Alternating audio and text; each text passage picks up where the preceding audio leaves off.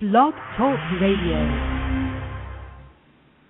Hello, everyone. This is Lori Smith on Blog Talk Radio. Good morning. It is 6 o'clock here in the morning, Tuesday morning, October the 12th, so I'm happy to be here. This is One Child Abuse Survivor to Another. We're on for 30 minutes. It's a live internet streaming radio broadcast from blogtalkradio.com, and the chat room is open if anybody would like to sit in there if they're awake. I'm just having some coffee, waking up here, and glad to be able to do these shows. We're looking at anger from angerresources.com, www.angerresources.com. That's a great website. There is so much information on there. Really, I think it's just so helpful for people who may be experiencing anger management problems. In our day-to-day walk, like it's really easy to get to have a lot of anger. These days with the way that the world is going. And life. Life can throw things at you and just throw things at us all that can cause us to be angry. And so I just wanted to talk about this. It's so important as a survivor of child abuse. I've been quite angry over most of my life, and not knowing how to handle it, not seeking any answers as an adult, as how to handle it, and also looking back at why people do what they do and become abusive. You start to think, wow, a lot of abuse could be stopped if people would get some anger management for their problems, right? So I hope you're getting something out of this. We're on for another 28 minutes, and I'm not a professional counselor or therapist. I'm not a professional. I'm just a private citizen who pays to do my own blog talk shows, and so you have to listen at your own discretion. All of my topics are very sensitive, and so you have to know what's good for you to listen to, and what could trigger you or what could make you feel uncomfortable. And if the show makes you uncomfortable, just turn it off. You would not be hurting my feelings. And if you're a young person under the age of 18, you have to have permission to listen to my show. It's mainly about stopping child abuse, really all my shows. But the thing is there's a lot of adult content on my shows, and I think children and young people under the age of 18 should have permission to listen to my shows. I would appreciate that. And you could keep yourself safe when you're online. Be very, very careful. There's a lot of sick people out there doing a lot of sick things, and they are looking to get a hold of young people, and they'll do anything they can to get a hold of a young person so they can assault them sexually, right? So, or, exploit them sexually. So make sure that you keep yourself safe when you're online. Get the information. Just type into your browser online safety for children, internet safety, these types of things. And it'll bring up all kinds of websites with some good information on there on how to keep yourself safe when you're online, right? So we'll get right into this topic. It's yesterday we were looking at, not yesterday, but when was it? Yes, it was yesterday. Yesterday was Monday. We were looking at the ways to de-escalate our anger. And Dave Decker, who created this website along with Michael Obsatz, we're talking about things that a person can do to try to calm down and to relax instead of allowing this anger to take over, to take us over and then cause us a lot of problems, right? And there's lots of things that we can do. And as a survivor, I've looked around at quite a lot of different coping lists and whatnot from different websites and seen that a lot of this information is just kind of the same, really. It's kind of how to take a few minutes to take care of ourselves, and to allow ourselves to just relax, to calm down, and to become grounded and aware of what we're doing, right? So important. So we went through quite a lot of this. There was a lot of stuff mentioned here, things like, going for a walk, exercising 3 times a week, getting lots of sleep, and eating properly, going to our favorite relaxing spot, wherever that would be, a park or the backyard or someplace where we can just go and relax. Thinking about positive things instead of the negative all the time, being aware of self-talk, like what we say to ourselves. Instead of saying, I can't handle this or I'm going to explode, we could say things like, I can handle this, I will be okay in this situation, things like that. We can call it crisis line, which I think is so important for people to know that there are crisis lines out there for people. And, that's what those people are out there doing. They're out there because they want to be out there. Nobody would be on a crisis line. I can't imagine manning a crisis line that didn't want to be there to help people, right? And also talking to people, getting support, and whether it's a friend or a relative or just joining a support group of some type, very important. I did that. I joined an online group support for child abuse survivors, and I really found it very helpful. that was the very beginning of my healing, and it was very important, and it did help. So use relaxation techniques, for instance, like if you like muscle relaxation, yoga, tai chi, listening to relaxing tapes like nature sounds and things. This was what they were suggesting. And use community groups. This one is kind of where we left off, like Alcoholics Anonymous, Adult Children of Alcoholics, Emotions Anonymous, and other self-help programs. And then they also suggest that use God or a higher power and prayer in your life. Another one is let go of what you can't control in your day-to-day life. For example, think about and say the Serenity Prayer from Alcoholics Anonymous to yourself to remind yourself of what you can control and what you can't. Ask yourself, is there anything constructive and useful that I can actually do in this situation? And these are things that if we took time to do, I think a lot of times we wouldn't get so angry if we sat back and thought, okay, how can I handle this so it's constructive and positive instead of ending up with this serious escalation of anger and abuse that could come from it.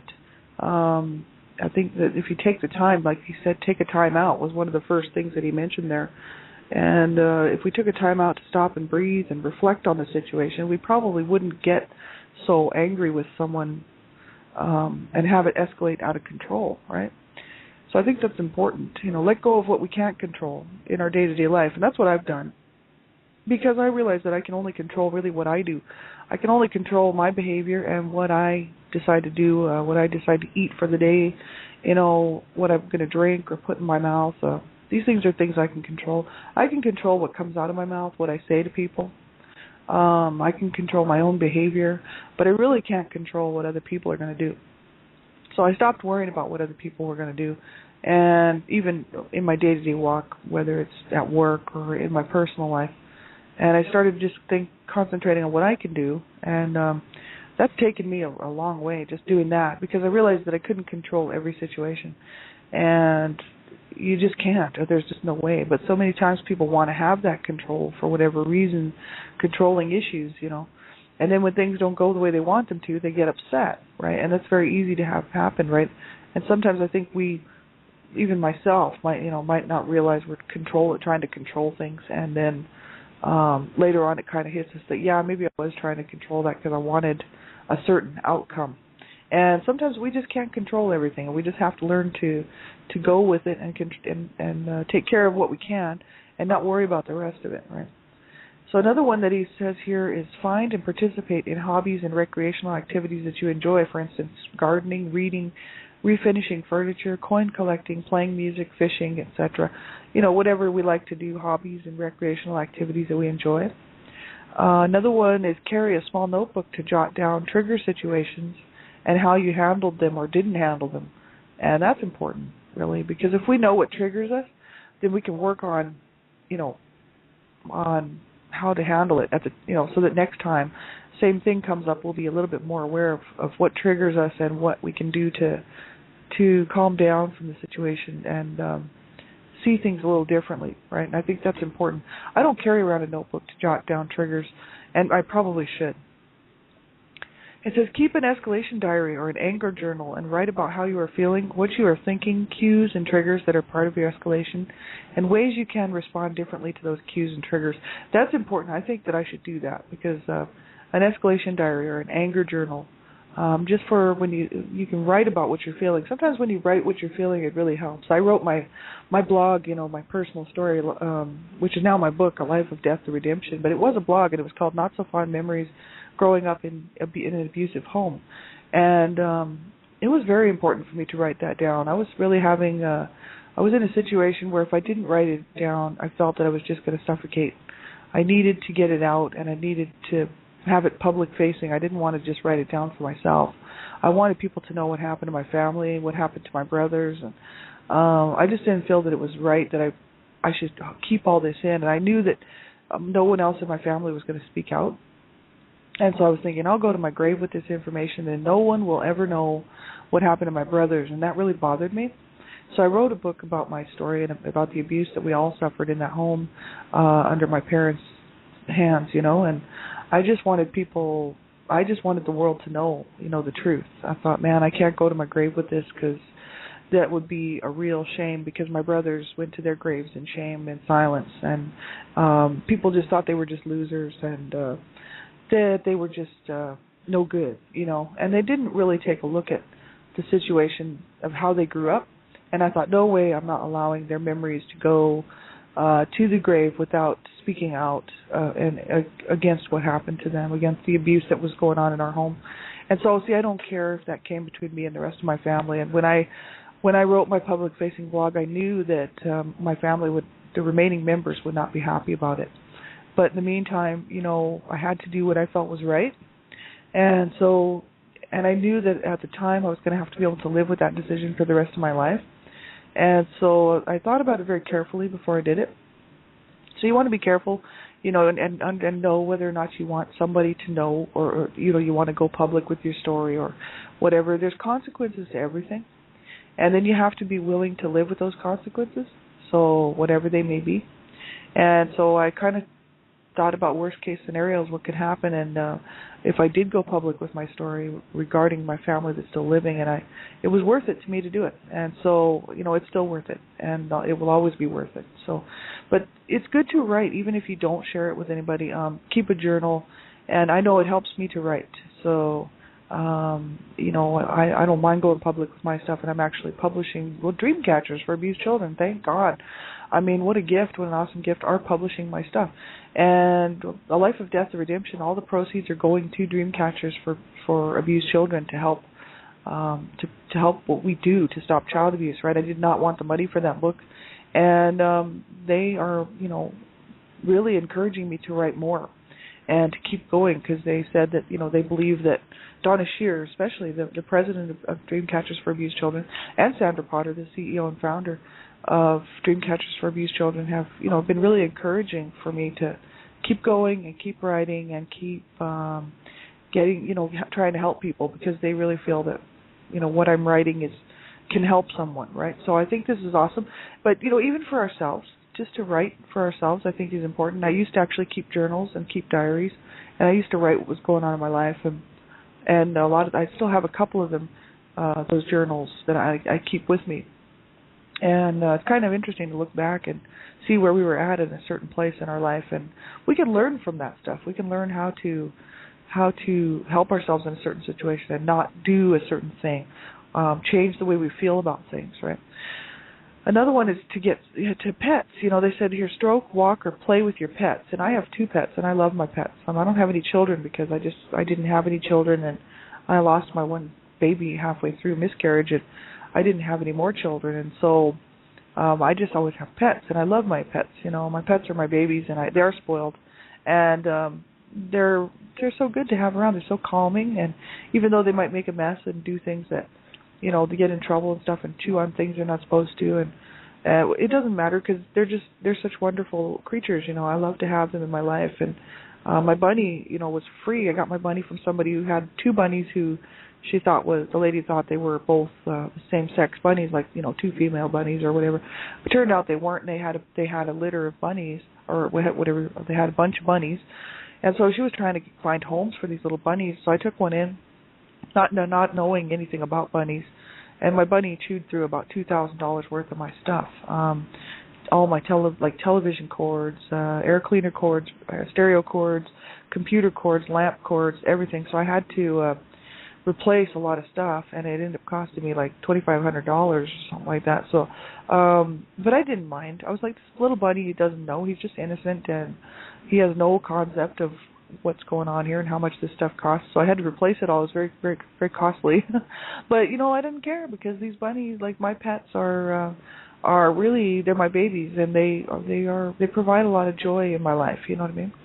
And it says, another one here is, think about past consequences you have experienced or potential consequences that may occur in the future if you continue to be hurtful, disrespectful, and abusive.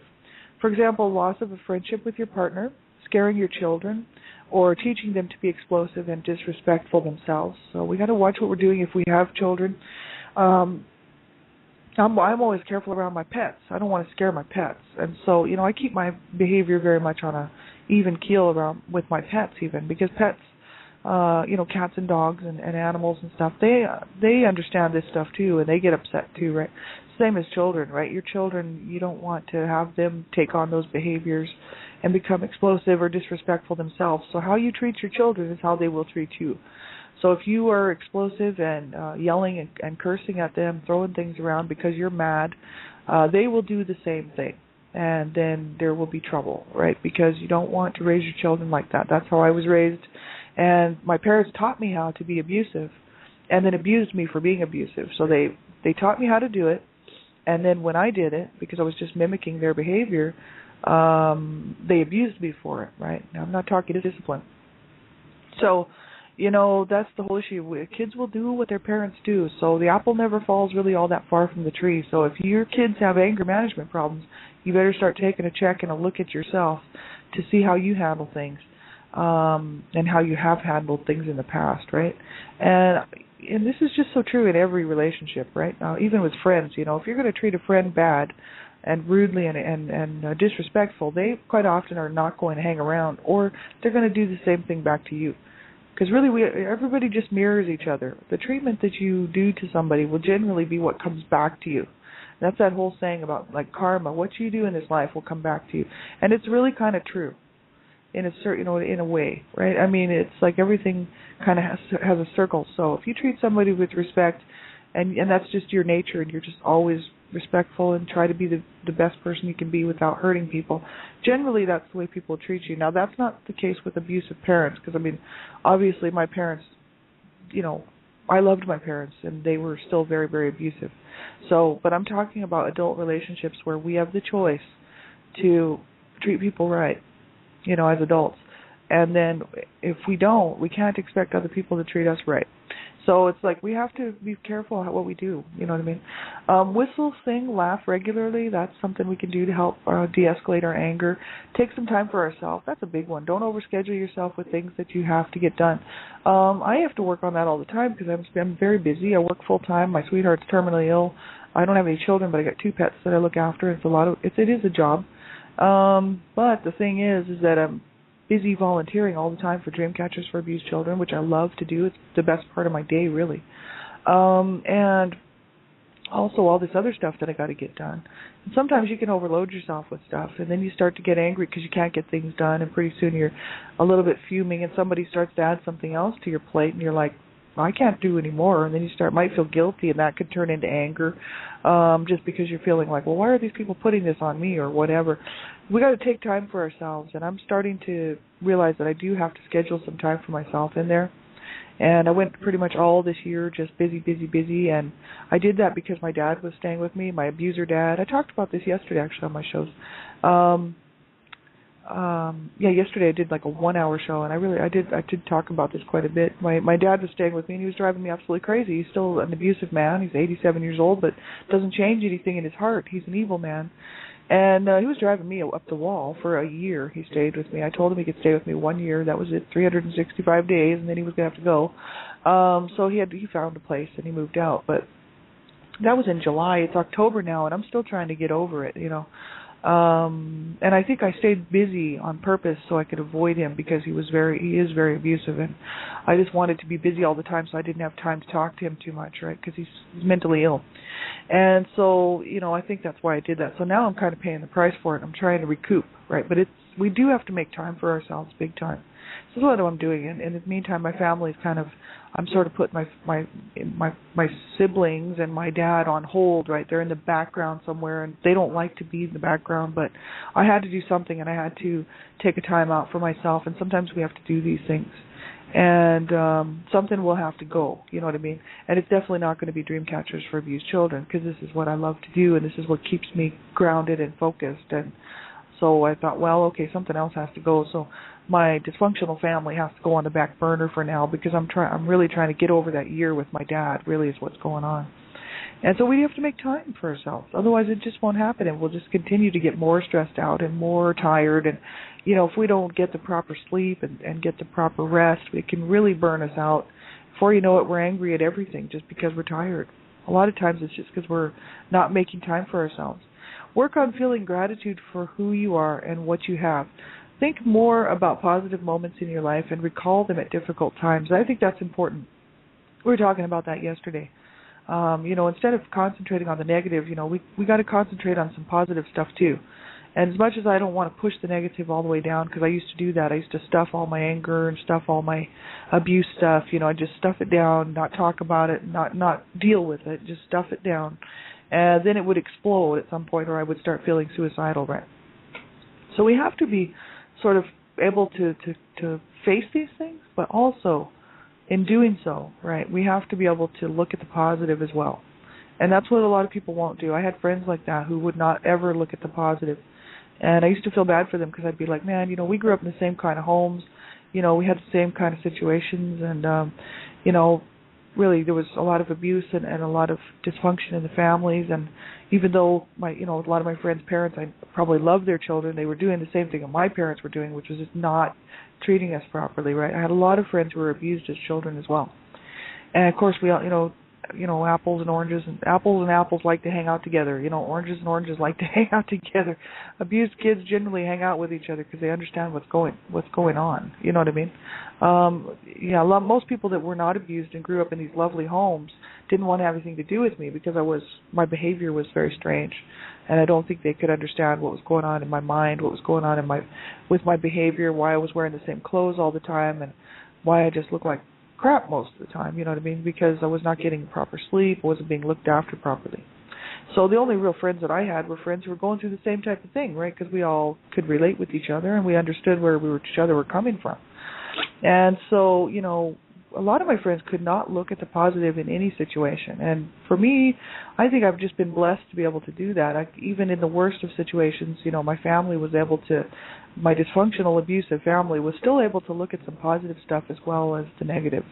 And I think my mom had a hard time with that, to be honest with you. And even my dad does a little bit. But my siblings, I don't know where we got that from.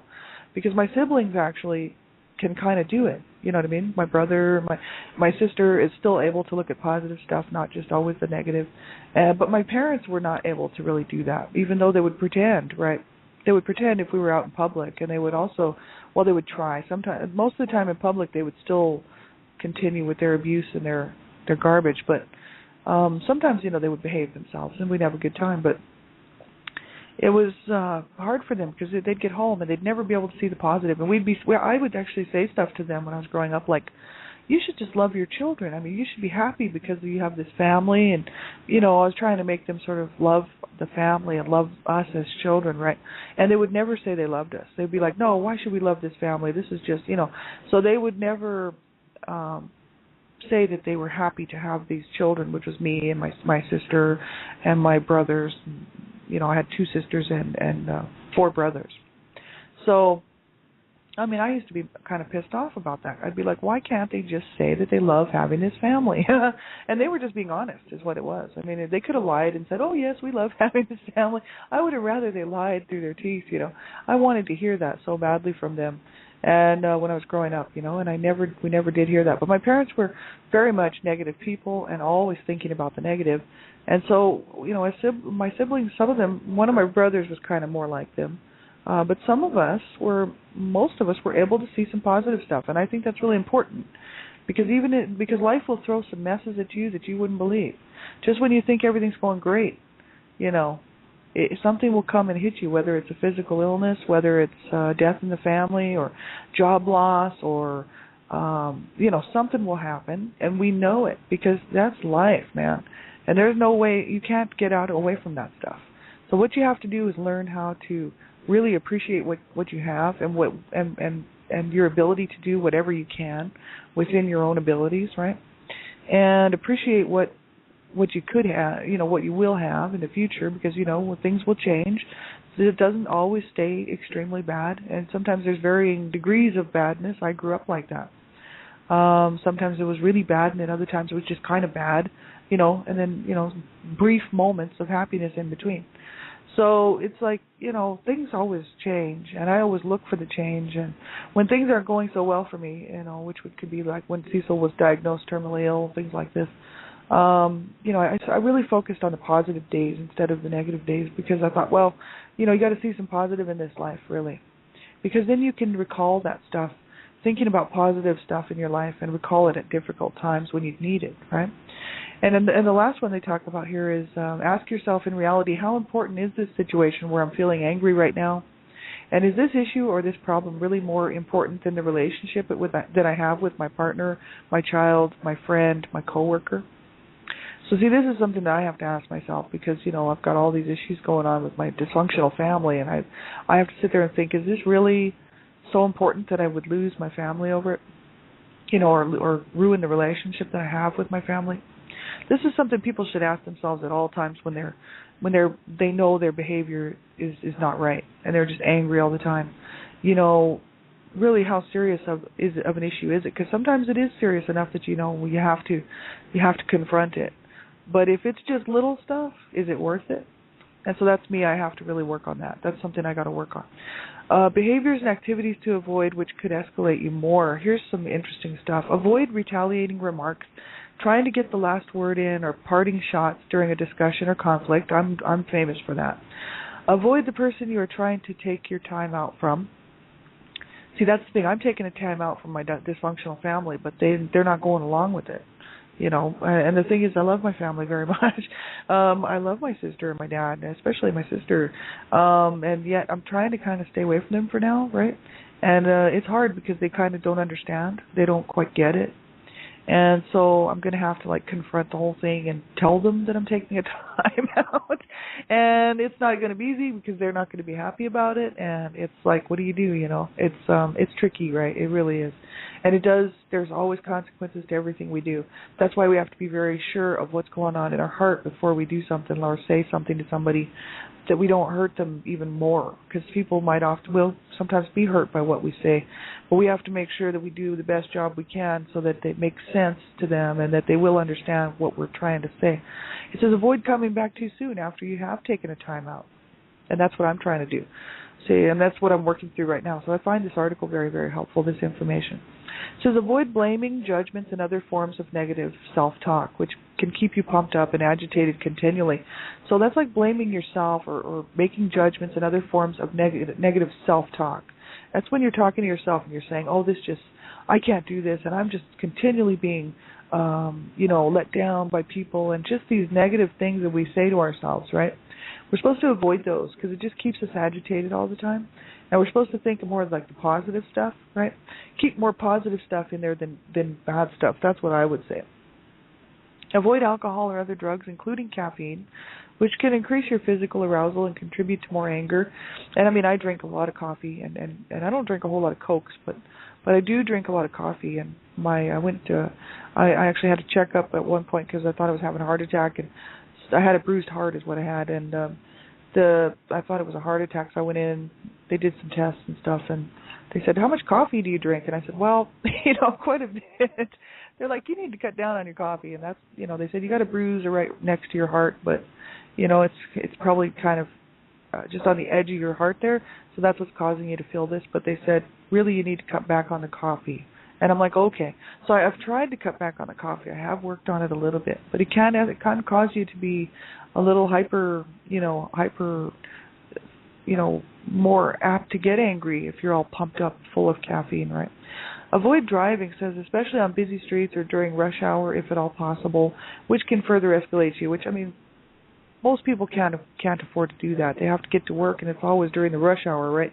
But the thing is I guess, if we could take public transportation or something so we didn't have to drive in it, that's another way to do it. There's other ways to handle it, but, most people just can't afford to do that. So it's almost like we have to learn how to relax before we get into that rush hour traffic. I used to drive, and I know what it's all about. I used to be the worst road rage person on the planet. I used to chase people down and make them get out of their cars and threaten them. And I never beat anybody up or assaulted anybody. It didn't come to that, but they generally were pretty scared of me. Avoid doing detective work with your partner, for instance. Avoid stress-producing activities. So we'll finish this up tomorrow, and then we'll move on in the article. Thanks a lot, everybody, for being here and tuning in. I appreciate everybody who's listening to my shows. Make sure you get some help. This website, again, www.angerresources.com, ANGERESOURCES.com, Anger Resources. Dave Decker and Michael Obsat put this together. It's a great website, and I hope you will go check this out. There's tons and tons of articles and information on here about domestic violence and abuse, and just everything, how to empower your children, how to raise your children properly so they don't become these people with these anger management problems, and all kinds of stuff on here. So we're going to be looking at a lot of this. So have a great day, everybody. Take care of yourself. And if you need something, get a hold of me. I'll be on tonight, Dreamcatchers Talk Radio, at www.blogtalkradio.com/Dreamcatchers. And Elizabeth Brawley and myself will be talking about the headlines, bringing out the most recent headlines. And have a great day, everybody, and take care.